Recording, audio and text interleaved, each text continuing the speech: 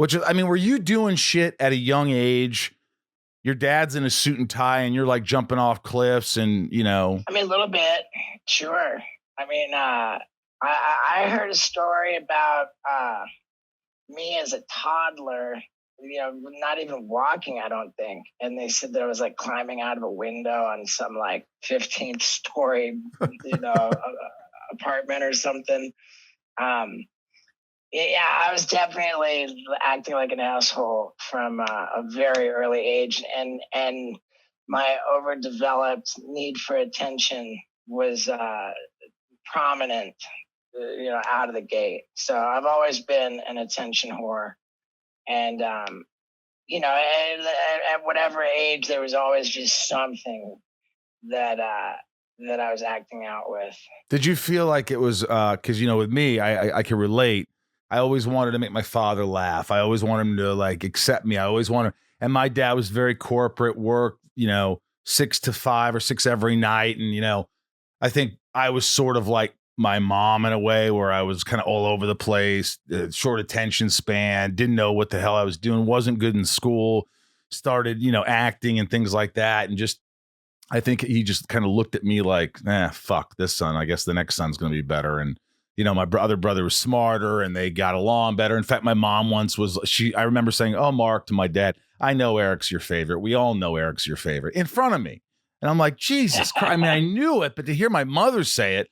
So what I'm saying is I always was like, it wasn't enough. And I felt like I was always trying to get attention from other people, from whatever, because I didn't get that attention with my dad. Do you think that there was part of that? Is Eric an older brother? Eric is my younger brother. He's the smarter one. Yeah, he's like 6 years younger. So I think that, to me, is an indication that neither of your parents are alcoholic. Is that right? That's actually, my mom was sort of a pill popper a little bit. My dad really never drank, but he was extremely strict, even though he did a bunch of shit which I didn't know.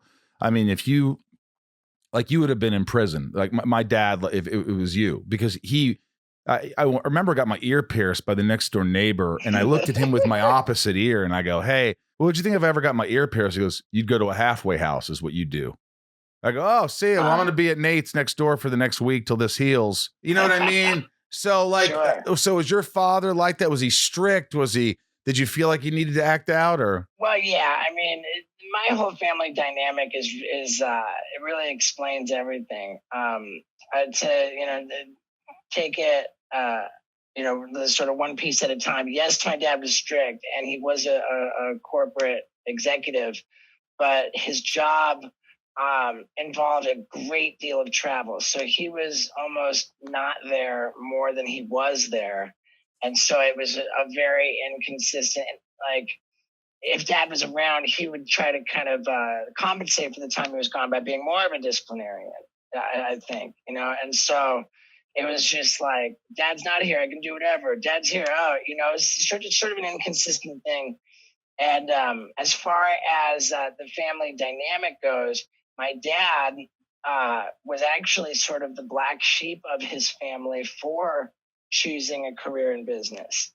He came from just a long line of academics, scholars, theologians, clergymen, zoologists, like he was, it was very, very like incredibly academic and lower earning lineage that my dad came from. He grew up with very little money, but just a lot of prestige, all this scholastic kind of a thing. And his dad was a published author and a zoologist and a decorated, Army colonel.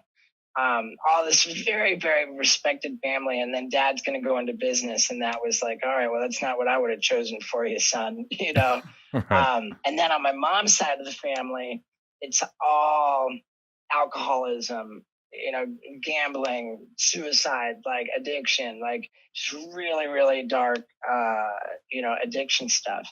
And the way that works, I have an older sister. I'm the second of 2 children.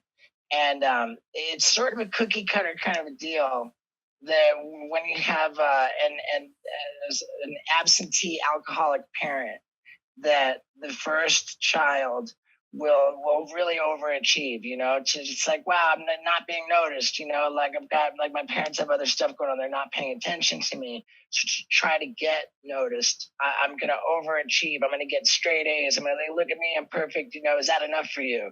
And I think that's a pretty regular sort of stereotype that really applies to my situation, where I have this overachieving older sister, and then I come into the picture. There's not a lot of attention being doled out by either parents because dad's gone and mom's drunk, and my sister's this perfect straight A character doing everything right. And the second child comes along and looks at the efforts of the older child and says, "Wow, there is no fucking way I can compete with that."